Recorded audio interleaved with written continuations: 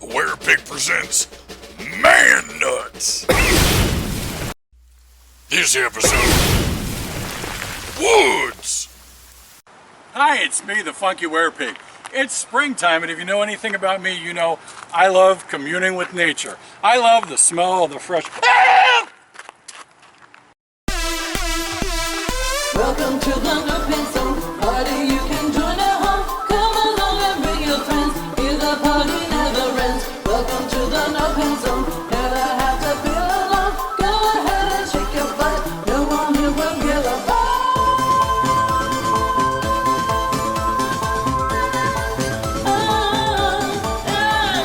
Welcome to the No Pencil. Welcome to the No Pencil. Welcome to the No Pencil. Welcome to the No Pencil. So it's pronounced Uranus. Uranus. Huh. Hey, but hey! Hey, everybody! It's me, your Funky Werepig. Welcome to the No Pants Zone. Throw those pants in the air like you just don't care. I just got back from my morning swim in the kiddie pool.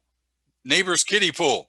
They came home, weren't too pleased, but I got my laps in, you know what I'm saying? Now I'm here with you in the comfy shirt, got the underwear scented candle lit up and ready to go, because this is a ginormous show. We got to get to it immediately, because this show is dedicated to the ladies. I have been trying to get this guest on this show, way back since the TMV Cafe Werepig radio days, and now we have her, actor, mentor, musician, and the president of the National Women in Blues, Michele Seidman, is with us. I get to spend oodles of time with her. She's such an open book. We talk about everything.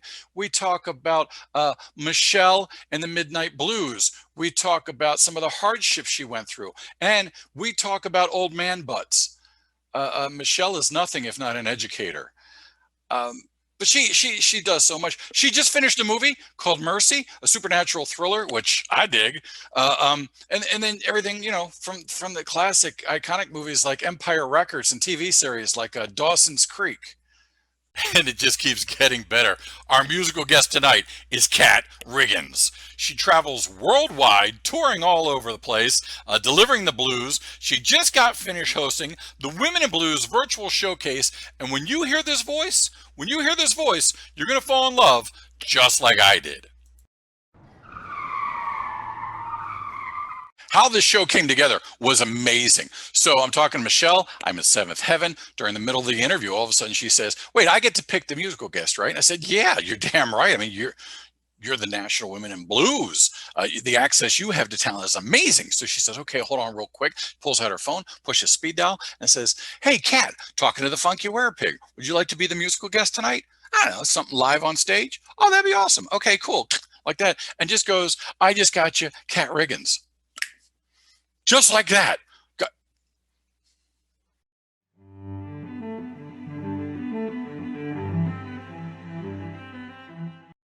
We're going to do something a little special for morning coffee because this show is so jam-packed.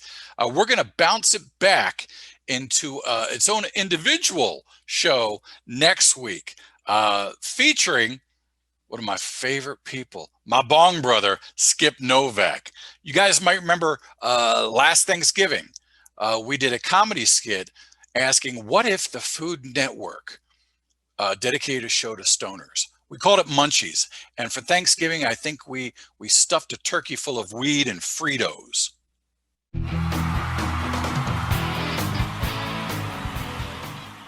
Oh, there they are. Yes, drawn by the Herb Man. If you're going to have something about weed and munchies, you got to have an artist named the Herb Man. Thomas Herb. I love that guy too. And we have a new episode of Munchies today in the show.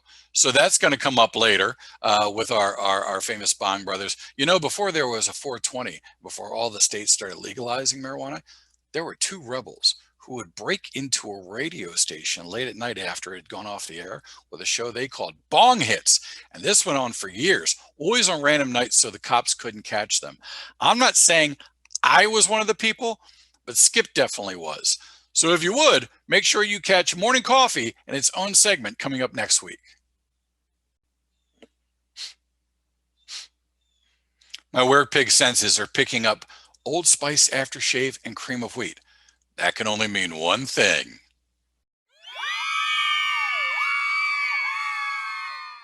There he is, coming to us live via satellite through Zoom, our musical director, JJ Glamour. JJ, how are you, good sir? Nice shirt. Oh, you must be toast because you just got burnt. JJ, we're partying with the women in blues. What would you say, with your music expertise, is the best song in music history? Lyrically, I have to say Wipeout. But overall, 99 Red Balloons, but not the English version and not the German version, the Portuguese version. Can't argue with a confident answer like that. I think if I had to pick the greatest lyric of all time, it would probably be Johnny Cash in Highwayman. Off floor starship.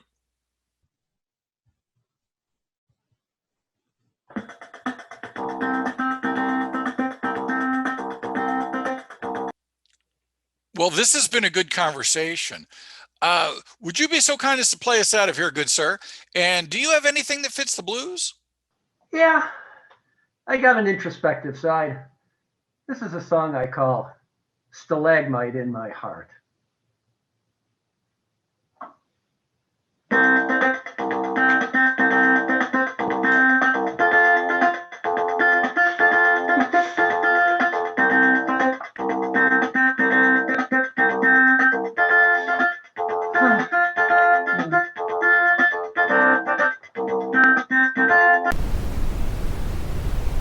Subscribe to the Funky Werepig on YouTube and have all the laughter and the music drop right into your hands.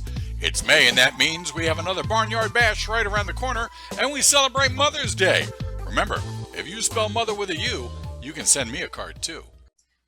Behold the Magic Farmers Incorporated! Speak, moo cow! Speak! You're not the boss of me! So many lives. So many lessons. Now it's time for your past life PSA. Hello. In a former life, I was Hog the Caveman. My brother invented the wheel, and my best friend discovered fire. I was eaten by a giant tree sloth. Hey kids, stay in school. Good afternoon, ladies and gentlemen. The Food Network welcomes you to Munchies with your hosts, Master Chefs, Full Baked, and Bong Hit. Hey man, thanks for being here this morning.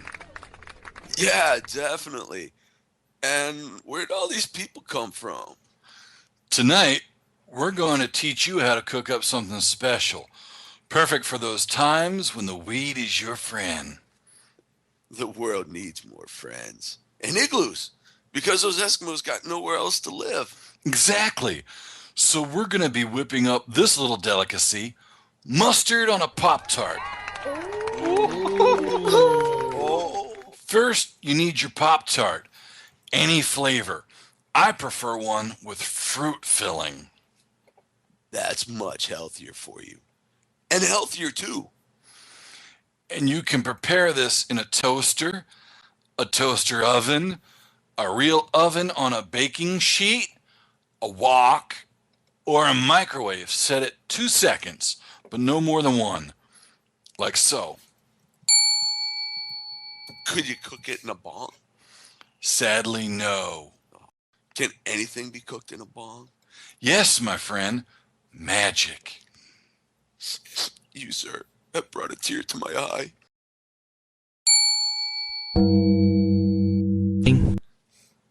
Okay, our Pop-Tart is done. I have chosen strawberry filling, unless that's chocolate, or I burned it. Nope, the brown parts are indeed chocolate. No matter, Now you gently squeeze the plastic container of mustard like so. Is it wise to add any particular spice or seasoning? Oh yes, I like to add paprika, ginger, rosemary, saffron, but never oregano. Oregano is an evil buzzkill. And now with our munchie ready, open your mouth and partake of chewing. Savor the glory. All right, mustard on a Pop-Tart. It's that easy. Join us next week on Munchies when we teach you how to make whipped cream and pudding dip. Perfect for cheese sticks. I found a bicycle pedal next to the seasoning. It was supposed to be a dime bag. You're funny, man. No, you're funny. Yeah. No, you're funny. You're funny.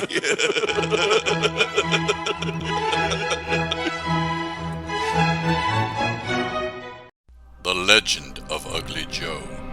Gregory L. Hall's comedy tribute to horror movies and paranormal TV is available at Amazon Books. The Legend of Ugly Joe.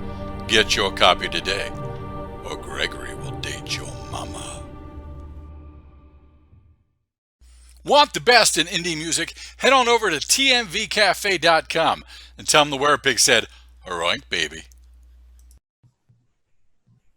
If you would like JJ Glamour to write a song to someone you know, then dedicate it and sing it on the Funky Werepig, contact us at monkeyflingingpoo924@gmail.com. Include the person's name and a quote, an inside joke, or message you'd like to hear in JJ's lyrics. If the song becomes a hit, JJ shares nothing with you, not a penny. Dedicate a song at monkeyflingingpoo924@gmail.com. Yes, this is real. Send me your stuff, like today. This goes out to you, Sierra.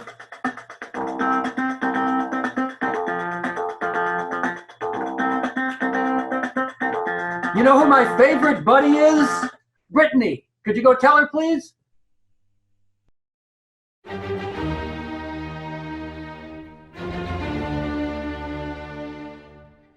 Everybody, as you can tell, I am working the David Cassidy haircut today because of my guest. I have been trying to get her on the show before I even had a show.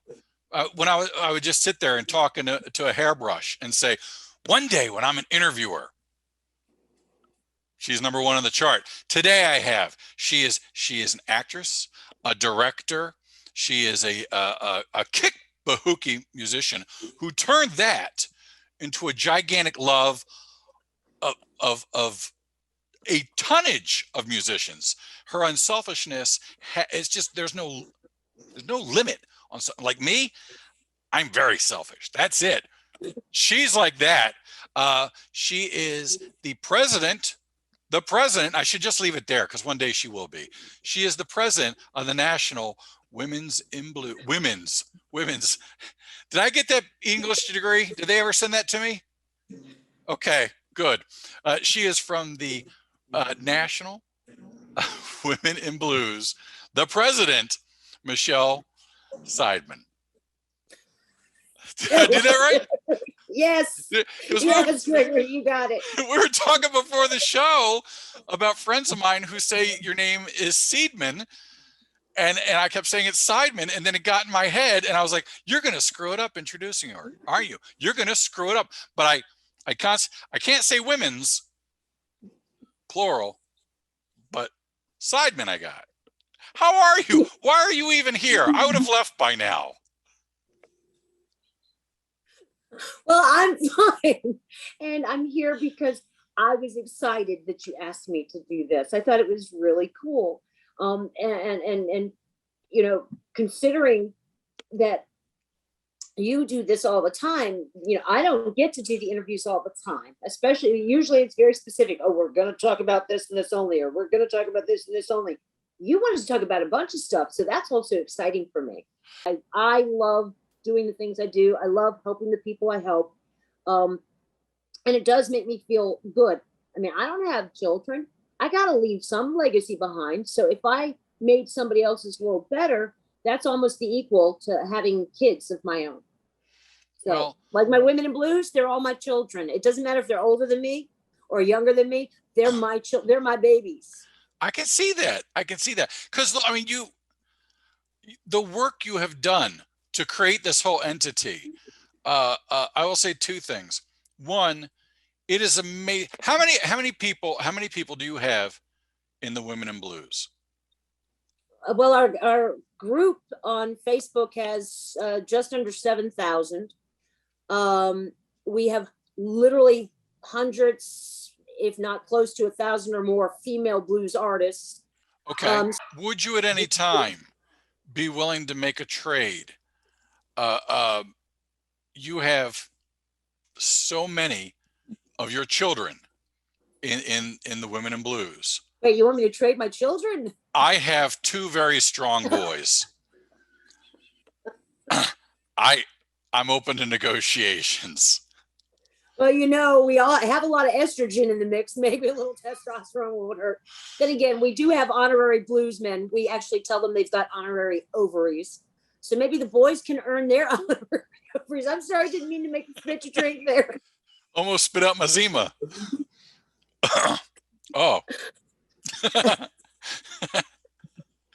Well, yeah. Sorry about that. No, that's good. It's how do I get some ovaries? I can't sing, and let me ask you this question right off the bat. You're an expert. Let me ask you a question. I'm chronically happy. I annoy people. I'm happy. Can a happy person sing the blues? Yes, but I think a happy person has to be cautious of the choice of blues they sing.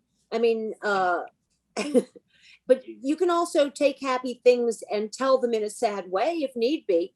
But you know, blues is about emoting emotion, and a lot of blues is born out of heartache and sorrow and sadness. Yeah. But not all of it. I mean, think of some of the like Lucille Bogan music, you know. Some of these songs, you know, that are talking about, how shall we say, people's organs, you know, like things the like ovary. that, right? You know, people used to laugh when my band sang, "Ain't Got Paid, Ain't Got Laid." Now it was based on a sad thing, you know, literally losing a boyfriend and losing a job in a very short period of time. But, you know, when they hear somebody going, got no man to keep me warm at night, got no man to hold me tight, I'm all alone, so all alone, and I ain't got laid in so very long, they start laughing. So, you know, even sad stuff can be turned funny. Not all blues is sad. I like to say blues is not always crying your beer music. So, yes, a happy person can do blues. And a lot of people who do blues, it makes their soul happy. Okay, that makes sense.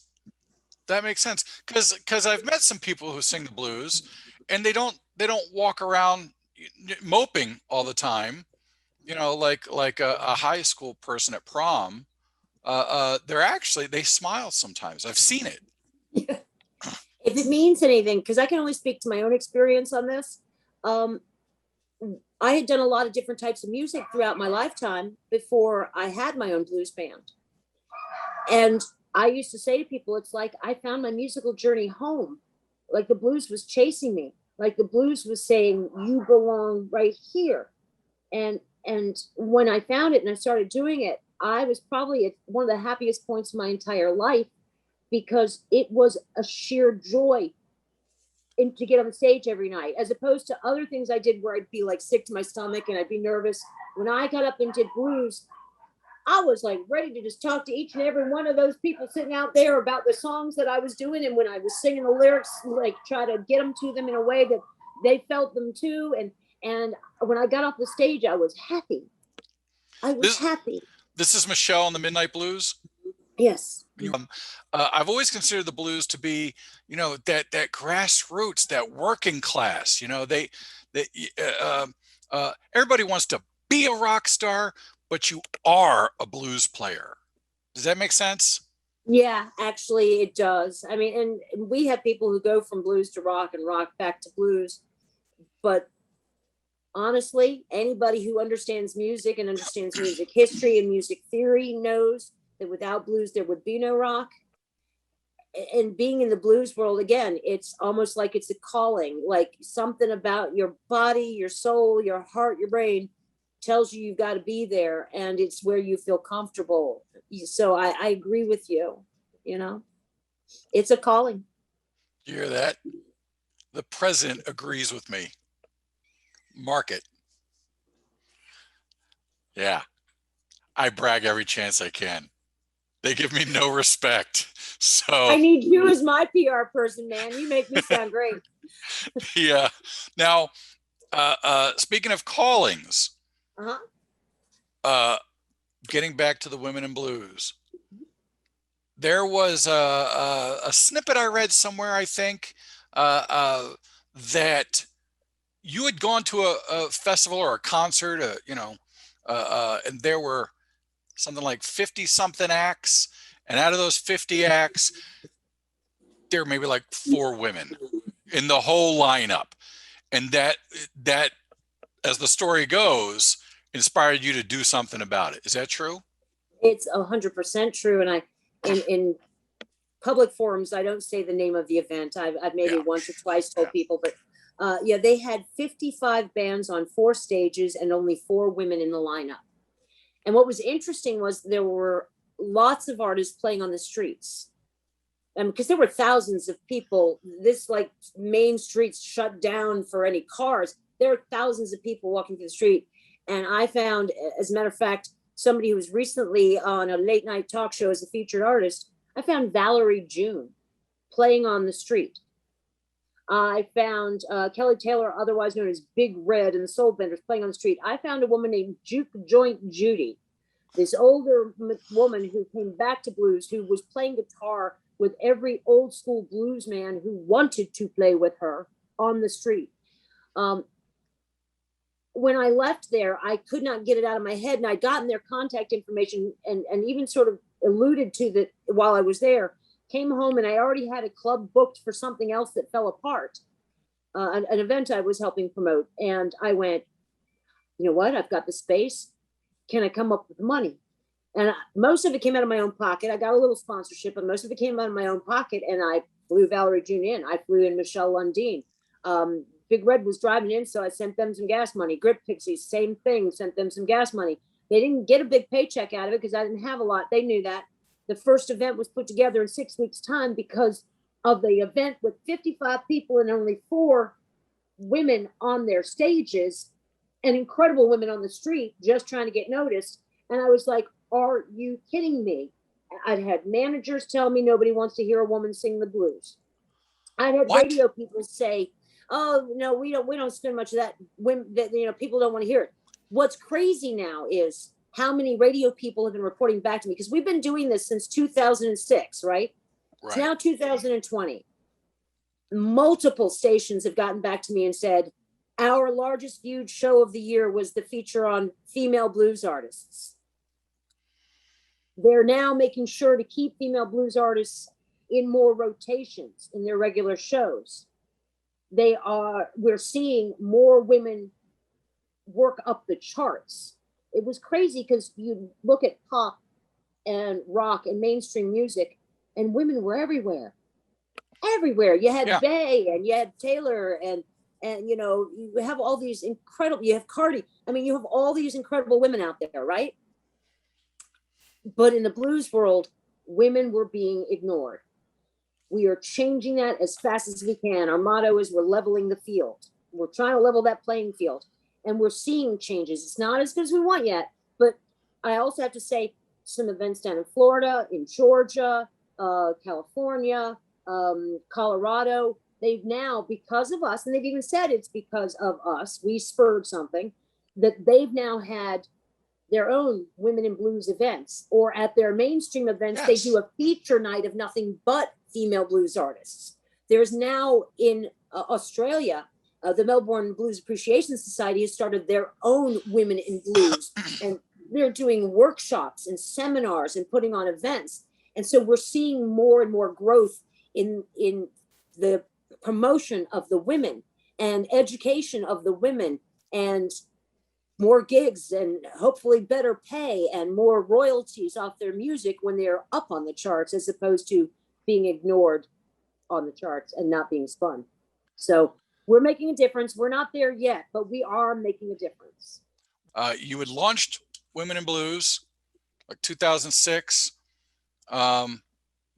did a couple good festivals and stuff, and then like 2009 was just a crappy time and whatever. But instead of just folding up the tent saying, well, we had a hell of a 3-year run or whatever, you spun it and immediately went social media and just created a whole new blitz to bring attention until you could bring the festivals back. Is that correct? Did these guys punk me, or is that correct? Nope, that's 100% correct. We did the first few festivals. Things were going well. Didn't make money on them. Actually, lost money. Still owe one person money for sponsoring, but have been slowly paying them back. But yeah, 2009. With the whole mortgage crisis and everything else, any new festivals in my area stopped getting funding. And so it became really difficult to put on another event. And I was also, as you may or may not know, going through a lot of medical problems at the time. Right. I think I remember that. So I was falling apart. I was falling apart. So, we just kept doing whatever little thing we could do to, still promote, support, mentor, and edify, when we only had social media. And I was basically trapped in a chair, because I was sort of trapped in a chair for about 4 years. So. Yeah, I remember that time period. I remember hearing a couple interviews that you did, and it just was, it seemed like everything just crashed at once. It was just dumping on you. Some like 27 medical conditions inside of 2 years that turned into a 7-year ordeal, 4 of which were very depressed, in god-awful pain, often crying, but still teaching myself how to edit video, putting the video together from the previous events that we did have for Women in Blues, getting them up, spending hours reading articles on new market media. Inspirational is not even the word. The fact that you sat there in all that time and said, the universe is kicking my ass, I'm kicking it back, and said, I'm gonna use this time to learn this because I don't know it. I'm going to use this time to create that because it didn't exist. I'm going to use this time to just suck up the pain, flip it, and go, look what I did today. And that, anyone who doesn't see that as anything less than a hero, they're going to get one of these. They're going to get one of these from me. I don't necessarily think of it as heroic. I thought of it as survival. When but you're a lot of I got to cut you off because and I appreciate what you're saying, but that's you underselling yourself again. That's you not bragging that you were a soap opera star, that you've done all these movies and all these things, and that you created the National Women in Blues. That's what you're doing right now. No, people survive every day. You kicked ass. You kicked ass. It was amazing. When you're trapped in medical nightmares like that, because I had a lot of things going on, and everybody knows about it. It's not like any secret. Aside from the shoulder surgery and the knee surgery and the lumpectomy and the near liver failure and the thyroid storms, the pituitary hyperplasia, my pituitary gland was swollen to 3 times its size in my brain, and I had an outbreak of shingles. Everything that could go wrong went wrong. And when you're in that mindset, it's very easy, the depression, to become the only thing. And I was severely depressed, and I was suicidal. I never tried it, but I literally thought about it every single day, and I cried about that. So when I say that what I did, the things that I taught myself, the things that I built during that time period being survival, those things made me get up for the next day and made me say, you can't take yourself out because you now have people depending on you and you can't let them down. And see, like I said, I'm much better at being altruistic than I am at being selfish, right? So if I'd been selfish, I would have taken myself out, because because it would have made things easier for me. But by doing what I did and building what I built, and now having people counting on me, well, damn it, I can't go anywhere because I'd be letting them down. I'd be hurting them. And so that's why I say for me, it was survival.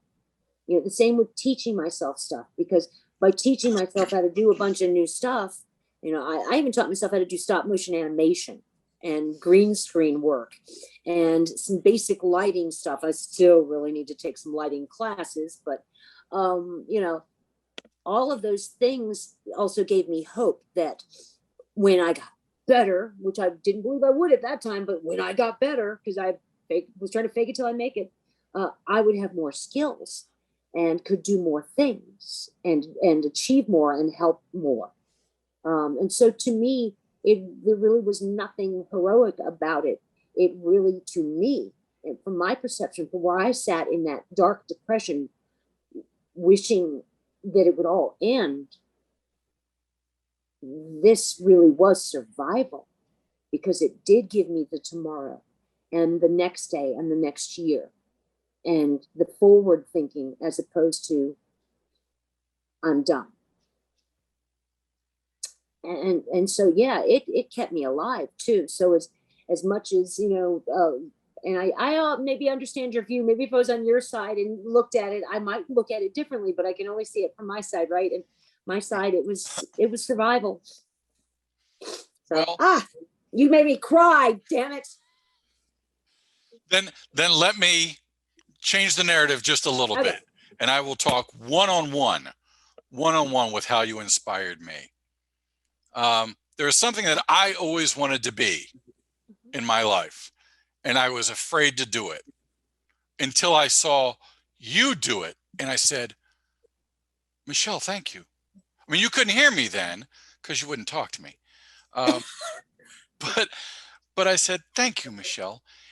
And because I saw you on Dawson's Creek, I became a lunch lady.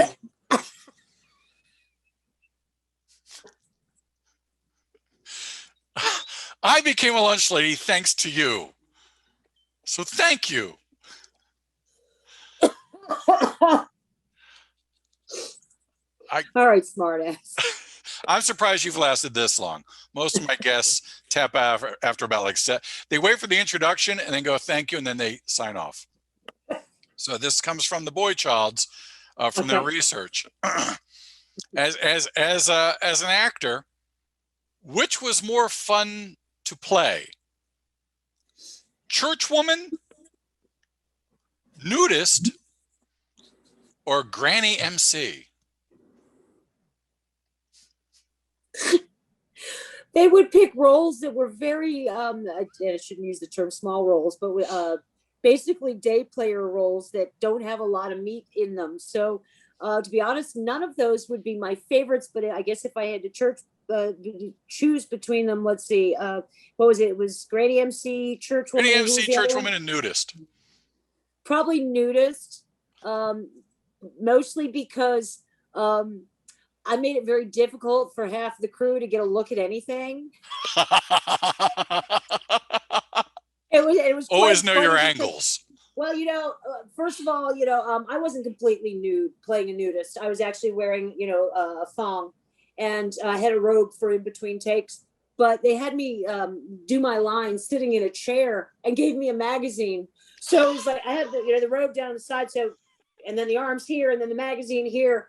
And so, you know, there was a lot of, you know, this kind of thing going on, and the crew can't really do that much but, you know, I had done nudity before and dealt with some gawking. So it was like, yeah, I'm going to make it hard on them. You know, I'm going to make it a pain in the ass. And, you know, they had better bodies to look at than mine. So that also made it easier because, no, seriously, in this particular episode of, it was Going to California, I think, there were the, you know, hard bodies and the everyday bodies. And I was put in with the everyday bodies. And some of them were heavy and some of them were much older. And that was really okay. I'm going to tell you one story. I don't think I've ever told anybody this on an interview before. So this amazing actor.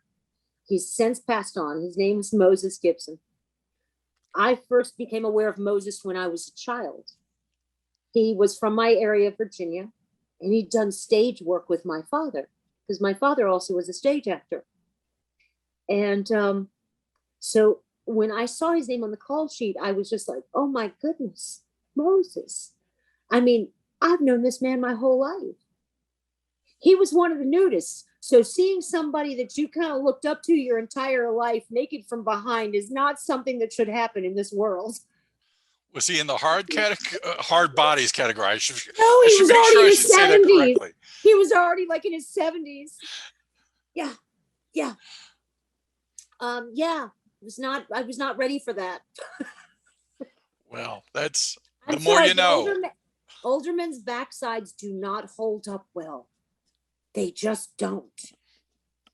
Oh, crap. It's sort of what happened if they ever had a butt or never had a butt, it becomes this thing where it sort of goes backwards into the back of their legs. And there's skin. There's a lot of skin. Oh, yeah. If I'm not already there, you've given me so much to look forward to.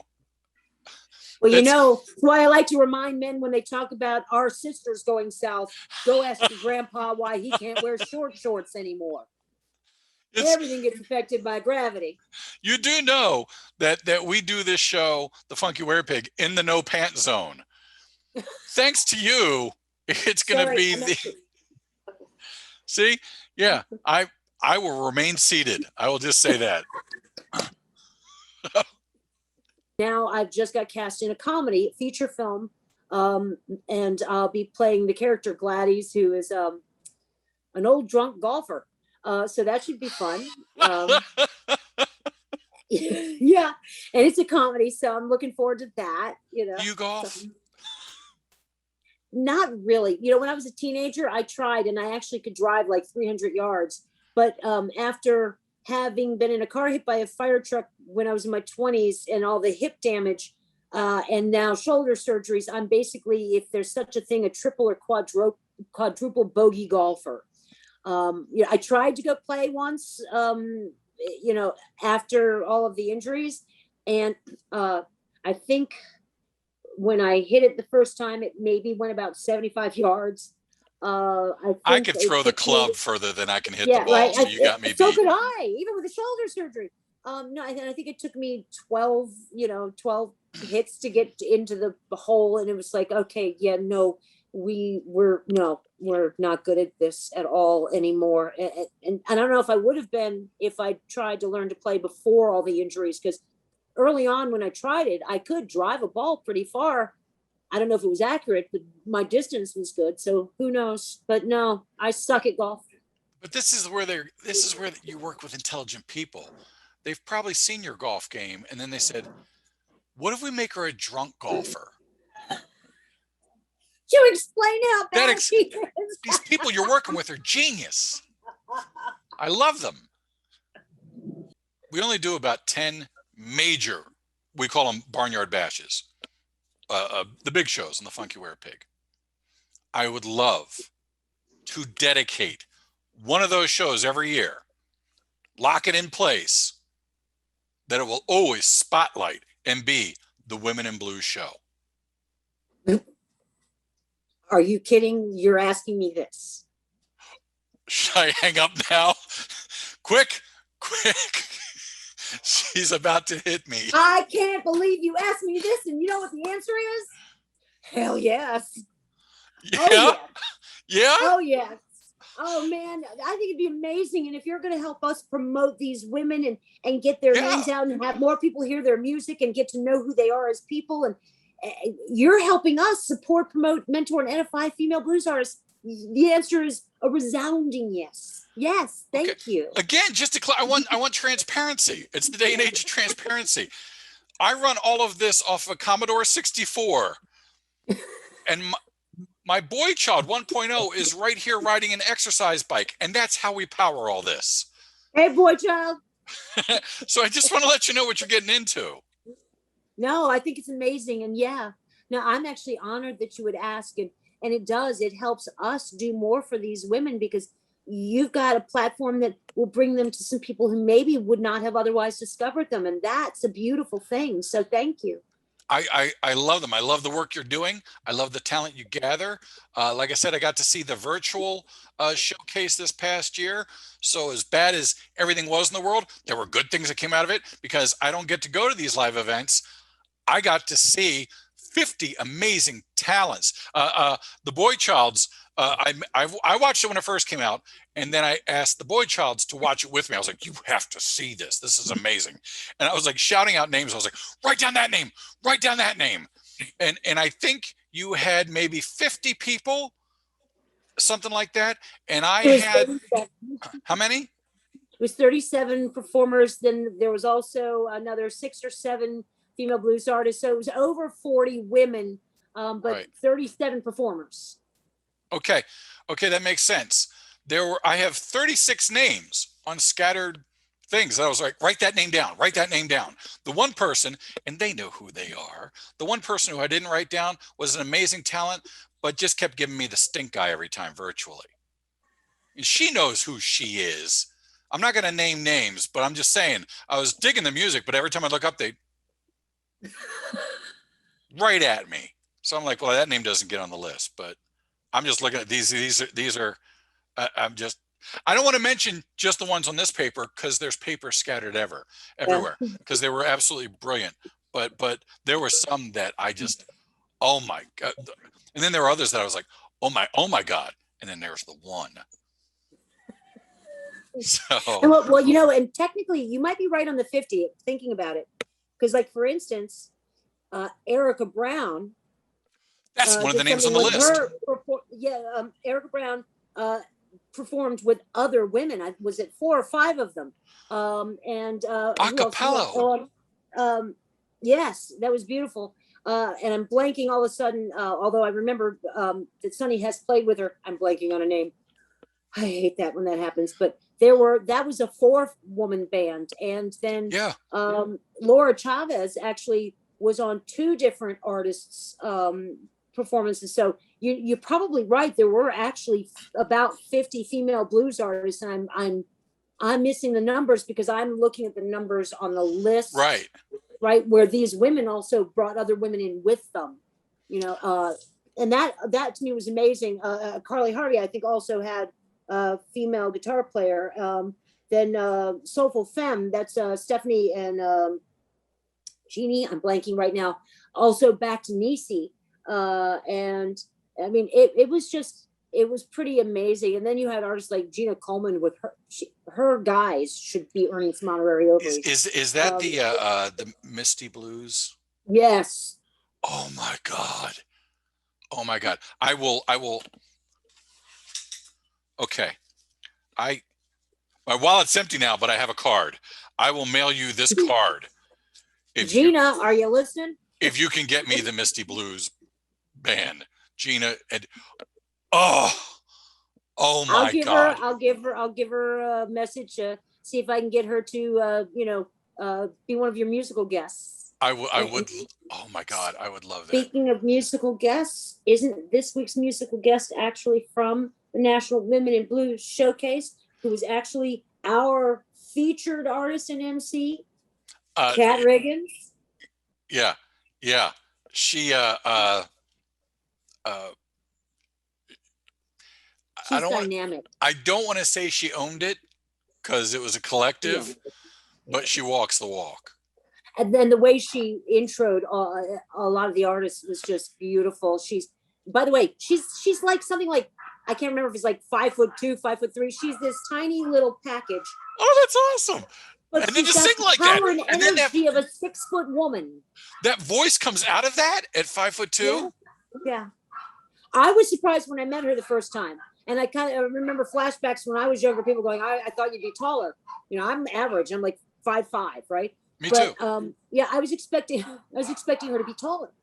And so when she walked up and she was actually shorter than me, and I had to, kind of lean down a little bit, I was like, so much out of this little package, because so much power comes out of her. She should have her own show. Yeah. I mean, the talent anyway. But remember the good old days where they would do like the Tom Jones show and the Johnny Cash show? Yeah. She should have one. Just cat. Yeah. That's why the dogs are barking. Because it keeps saying cat. They're not stupid. They know what's going on. So They've actually got a cat sister who they like to lick. Don't ask me. I don't get into inner house politics. Thank you for having me. You have made my afternoon. This was so much fun. It really was. I mean, and you asked some great and silly questions, and you make a person feel really good about themselves. So you have your own ability to be very altruistic, and I appreciate it. Well, thank you. Thank you. I will see you soon. Yes? Yes. And all you beautiful women in blues. Yay. You have a great one, Gregory, and thank you. Thank you. Bye-bye. And go. Join Michelle at the National Women in Blues, where you can find the latest events, blogs, and panels, as well as hundreds of artists. Become a member today at thenationalwomeninblues.com. Are you ready, piggy petters? Then let's put the needle to the record. I went down to the crossroads, fell down on my knees. Then I picked myself up, brushed myself off, and told the devil to let me be. You can't own my soul, I ain't weak no more. You do better just to let me go. Yeah, I told the devil no. I said I told the devil no. I did everything I could just to numb the pain. Playing only bad hands in the losing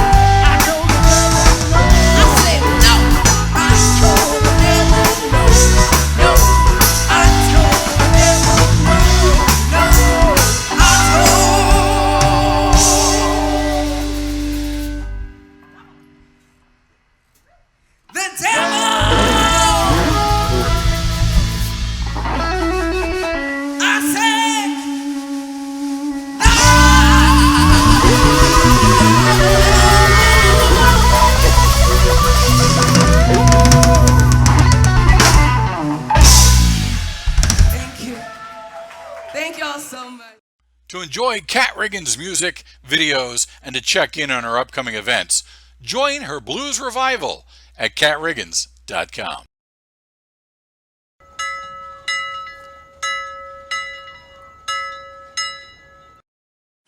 Like a clock on a wall said ding ding dong, it's time to check the monkey clock. You know, the batteries in the monkey clock died long ago, so when I look up and I see that the time is 10 after 12, that is the correct time. Because one does not argue with monkey clock.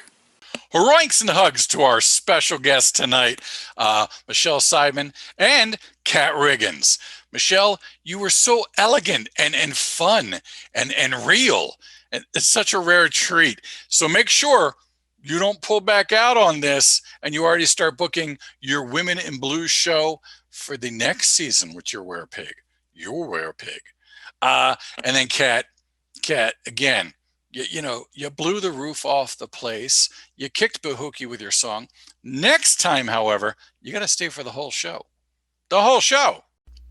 High five and disco hip bumps to the Magic Farmers Incorporated, Zombie Zach, Goat Boy, Ivan November / Malone, President James K. Polk, McCoy, the Magical Herb Man, and Brother Billy Bong.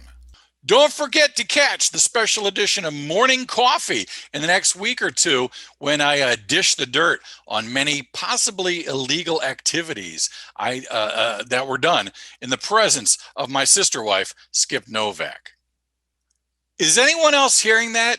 I swear to God, I've been hearing this noise throughout the entire show. I can't be the only one. What is that noise? Yeah, that's the new cast member. We have a new cast member.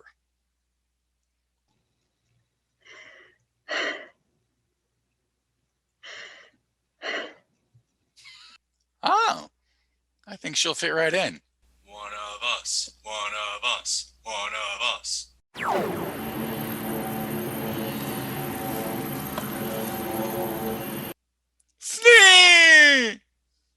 There's only one more person I have to check in with before we head out, and there he is, JJ Glamour. Sir, what an incredible night this has been, huh? And we, as usual, owe it all to you. So if you would, there's still time. Let's throw those pants in the air. Let's put the needle to the record. And if you would, good sir, play us out and make it something funky.